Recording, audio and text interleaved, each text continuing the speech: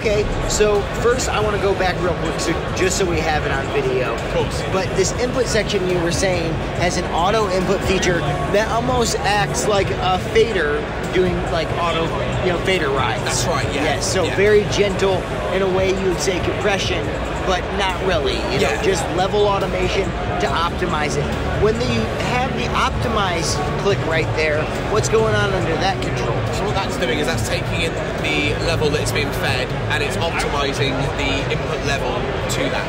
Okay, so the first thing you need to do is hit optimize whenever you feed something into this thing, so then this will recalibrate where its zero is. That's right, yeah, absolutely. So, I mean, if you've got something particularly quiet and a quiet section, you click optimize, you might find that the input's driven slightly more. You can also manually drive the input. If you want to drive more into the compression, you can do that. As you can see, the soften graph's getting deeper because you're feeding more into it, and the compression, the gain reduction is really squeezing there. Generally, you might not want to do that. It depends on what you're working with. And if you want to switch auto off, you can, and you can just run it, the input normally, you don't have to use it. And it's also got a recording mode.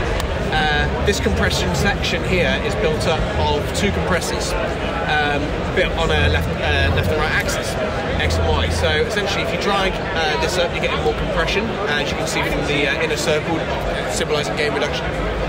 If you move over to the right here, you're going to get an 1176 style fast compression. It's quite aggressive, but it's inspired by an 1176, not completely modelled. So it's very clean, it's not full of artifacts, the sort of stuff you get from the emulation, which sometimes you do want, of course, but in this case, Voca is very much focused on just the compression side of it. If you move over here, you get a smoother, more of an Octo style, LA2A inspired style of compression, and as you move around the axis, you get a blend of the two. So obviously, lower down, you get less gain reduction. If you drag this up, with dead straight in the centre, you're getting a good blend of both styles of compression. Okay, amazing. That then goes through to the saturation stage, which is my favourite part of Voca. Essentially, you've got a very nice, clean-sounding saturation. It doesn't get too gritty, but it definitely can make things sound more exciting and more aggressive if you need them to. There's also a tilt EQ. So the tilt EQ, so if you move the axis over here, you're going to get a brighter vocal. It's going to be, a lot more high-end energy. Let's say you've got a backing vocal, you don't want that to sit in the same place as your main vocal. You can move it over here and you get a slightly darker style of saturation, which allows you to balance stuff around, the mix perfectly. It doesn't just work on vocals, you can use it on other elements of your mix. I tend to bypass the compression and the auto input, and I use the saturation and soften on my drum bus. I've used it on overheads, used it on rooms. I use the saturation on the guitars quite regularly as well as soften. And as I said, the auto input is very good for guitar solos as well as anything else. So it's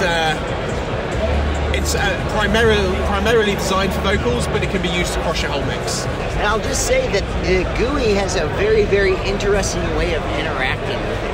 You can tell that a lot of time was spent on being able to say, people want to be able to just turn stuff up. What's the best way to be able to turn stuff up and give them a nice wide palette of sounds? Yeah. It seems like you've accomplished that here. That is essentially what we were going for. We wanted people to approach compression in a way where they're not looking at a number of parameters and having this very fixed way of working where I will always use this attack time, always use this release time, because every vocal is different. And the attack and release times are being calculated under the hood, and they're dependent and they do ever change based on the way the vocal moves. So you get a very, very natural style of compression. It's allowing the vocal to remain prominent throughout the whole song.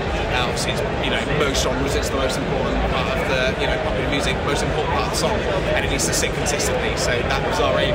And we also wanted this to appeal to not just beginners but also professionals. Yeah. So not only is it very intuitive for somebody who's never used a compressor before, it also sounds great. That's amazing. So does this feature DSP that Sonnox has utilized before, or is this all new stuff under the hood? Without going into too much detail, I think a lot of it's been sort of essentially it's new.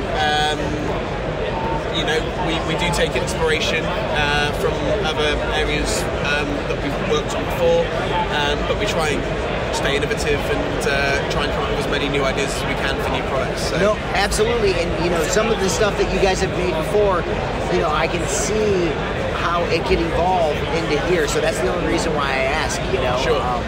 It's very interesting because, you know, when I think of saturation, I think of your guys' inflator, you know. Yeah. And it's just like, is this 2024 inflator? So this is the saturation in Voca is very different to the inflator. The inflator is a very special kind of distortion generator which will sort of increase its harmonic density and you've got the curve fader that sits beside it which adjusts the characteristics of those harmonics. This is more of a creative style of saturation where you'd use it as an effect, you know, to distort your vocals, to maybe sit stuff in and out of the mix differently, to round off, you know, some really punchy transients maybe on a drum bus. So it's a different approach to saturation, I think, compared to the inflator. Well, I'm very, very excited to get my hands on it. Thank you so much, Mikey. No problem at all. Great to meet you. Yep. Have a wonderful day.